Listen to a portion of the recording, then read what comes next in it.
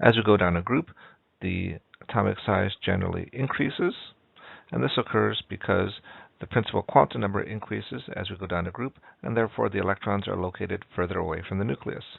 As we go across a row or a period, the effective nuclear charge increases, and this is because as we go across a period, we are typically adding protons, and therefore the electrons in the atom are more strongly attracted to the increasing positive charge of the nucleus as we go across a row.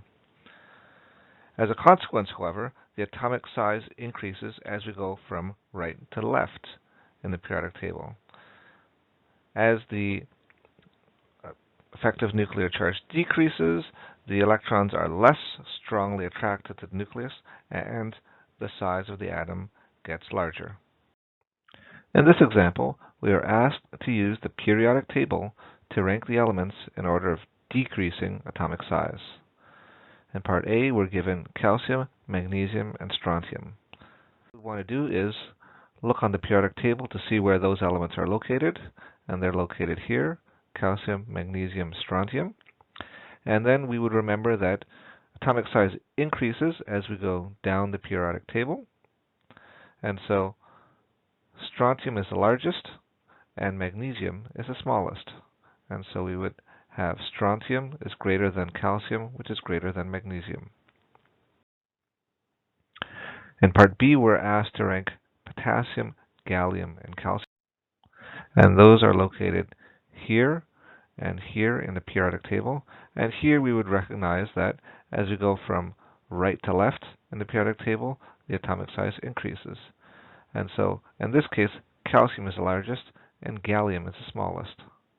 And so we would have potassium, which is greater than calcium, which is greater than gallium. Next, in part C, we're asked to look at bromine, rubidium, and krypton, which are located here and here in the periodic table. Next, we would recognize that atomic size increases as we go from right to left in the periodic table, and it also increases as we go from top to bottom in the periodic table. And so, therefore, rubidium would be the largest, and in this case, krypton would be the smallest because krypton is smaller than bromine because they're in the same row. And so, atomic size is rubidium is larger than bromine, which is larger than krypton. Finally, in part D, where we're asked to look at strontium, calcium, and rubidium. Looking them on the periodic table, we have calcium, strontium, and rubidium, and again, we would recognize that atomic size increases as we go from right to left, and it also increases as we go from top to bottom. So rubidium is the largest in this case, and calcium would be the smallest. And so we have rubidium is larger than strontium, which is larger than calcium. And so I hope this shows you an easy way to predict the atomic size of each of the elements in the periodic table. Cations are always formed by removing electrons from their outermost shells. As a consequence, cations, which are shown here in dark gray, are always smaller than the neutral atoms from which they are formed. And in this diagram, the neutral atoms are shown in light blue. By contrast, anions are always formed by adding electrons to their outermost shells. Due to the fact that the electrons are being added to larger shells farther away from the nucleus, and due to the fact that the electrons repel one another, the anions are always larger than the neutral atoms from which they are formed. And again, the anions here are shown in dark gray, whereas the neutral atoms for the anions are shown in light brown. For an isoelectronic series, the more positive the ionic charge, the smaller the ion. And similarly, for isoelectronic anions, the more negative the charge, the larger the ionic radius. For ions, cations tend to be smaller than the parent ions that they come from. And this is because in order to form a cation, we remove electrons from the outermost shells. And so the ions therefore become smaller, as we see in this figure.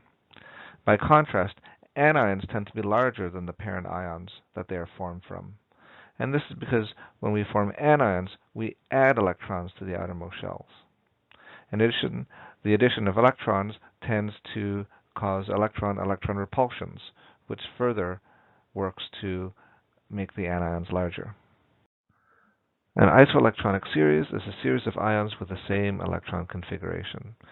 Within a series, the size of the ion decreases with increasing charge. So we see here that the negatively charged anion is the largest and the most positively charged cation is the smallest. So, for example, for sodium, magnesium 2+, oxide, and F-, these all have exactly the same electron configuration. These are all isoelectronic with neon. And so, the order of decreasing size starts with oxide, which is the largest, followed by fluoride, followed by the sodium +1 ion, followed by the magnesium 2+ ion, which is the smallest. So going from largest to smallest, we see that the charge goes from most negative to most positive.